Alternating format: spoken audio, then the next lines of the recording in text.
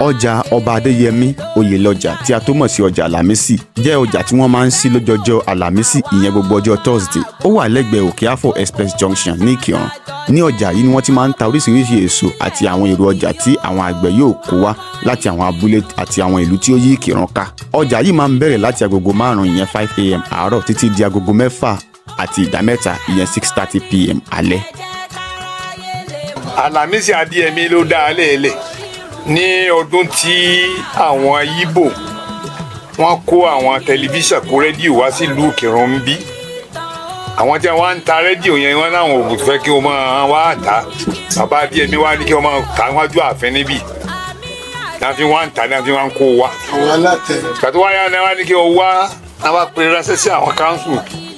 Gbọ́dọ̀ àwọn ti lè rí ilẹ̀ tí wọ́n fi dá ọjà náà fi dá Alamisi lẹ̀. Níjọ́ tí wọ́n òpin rẹ̀ níjọ́ Alamisi. Àwọn Bákàrẹ̀ Oyèládé àwọn náà wà ní kásílò ńgbà yẹn. So ọjọ́ Alamisi tí wọ́n wá òpin rẹ̀ iná wọn bí ń dàdò ní àfisọ́dọ̀ Alamisi.